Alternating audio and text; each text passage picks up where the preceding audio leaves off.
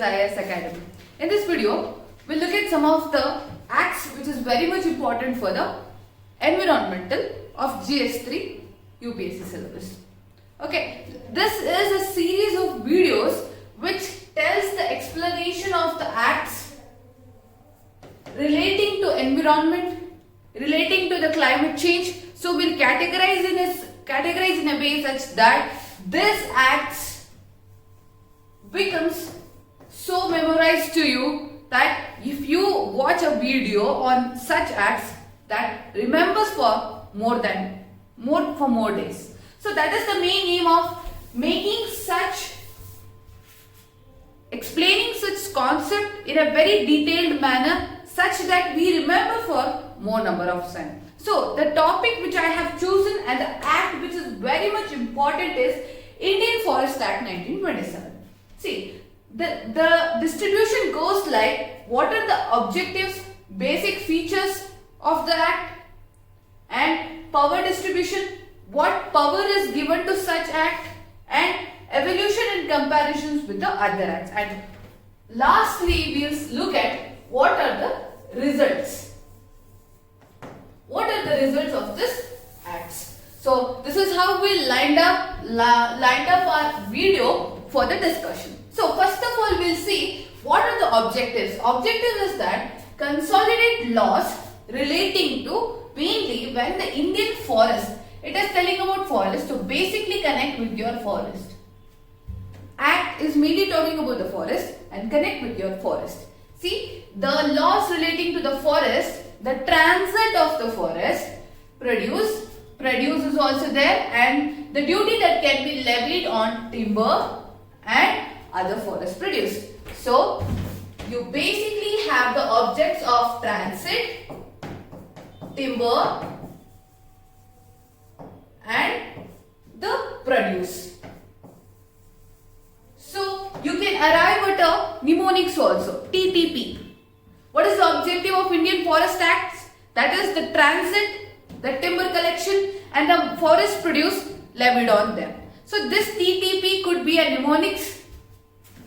TTP could be a mnemonics to remember the objectives of the Indian Forest Acts 1927. So this is how you streamline your preparation and remember for more days. Whenever you start your preparation from January, you have to remember for June. At least 3 to 4 months. How do you remember? Mnemonics. Mnemonics will be a very helping hand and defines the produce to be followed for declaring an area to be reserve forest, protected forest or a village forest. So these three quantities becomes the major result of Indian Forest Act 1927. Okay, the TTP first, then the RFPF, VF. RFPF, VF. Protected forest, reserve forest, village forest are determined by Indian Forest Acts 1927 and it defines what is a forest offence. Even the jurisdiction also goes about the forest offence. What is forest offence? What are the acts prohibited inside the reserve forest? What are the acts which is prohibited inside the reserve forest? What are all prohibited and what are all left in. All this do's and don'ts are told by the Indian 1927 Act and penalties levied on violation of the provisions of the Act. Whenever some try to encroach or illegal trading is done under the reserve forest, some penalties are levied on them. So this is clear. We have the jurisdictions for the forest offences also in the 1927 Act. So we got main 5 points in the objective itself. So as we can see that objective becomes a very important part of the 1927. Then what is the powers? Powers. It is the power of state government. Forest is a stateless. State government to issue a notification under the Act declaring that the land with details of its location, areas, boundary description into a reserve forest. So the power goes by the state government which can allocate or designate an area, boundary location for the reserve forest. Then evolution and comparisons with the other acts. How this act got evoluted and what are the similar acts which were already existing before this came. So that was largely based on previous Indian Forest Act implemented under the British. So it has its origin at the time of colonial period only, where it talks about the Indian Forest Act under the reign of Britishers. And in the colonial era, the British diverted the abundant forest. For example, there are some rebellions. Rebellions were all from the tribal part. The tribal part included the deep-rooted forest. That is the abundant forest. Take it be Santal rebellion, take the Thugis, the Pindaris, everyone were from the abundant forest and all of tribal origin. So that defines why Britishers were more interested in taking over or govern the abundant forest due to take the control of such deep-rooted people.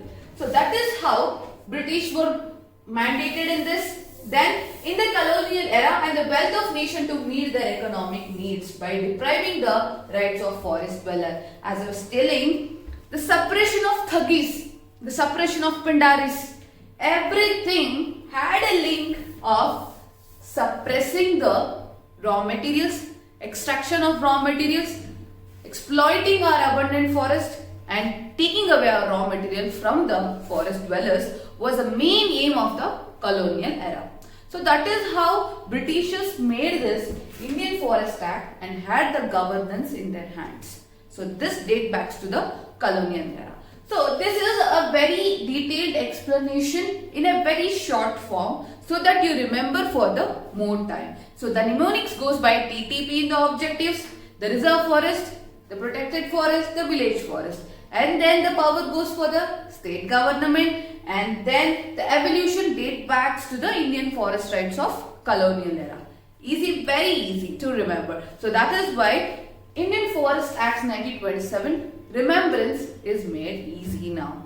So by just following such videos, quick revisions could be done by seeing our videos at Believers IAS Academy, and you can still series of such acts would be presented in the YouTube channel. So do subscribe to our channel and visit our website believersias.com for such infographics, for such explanation and such interesting current affairs. So this becomes my conclusion. Please await for much more interesting videos on environmental acts, the regulating acts, the charter acts will be made simple by Believers IAS Academy. And thank you. That becomes the end.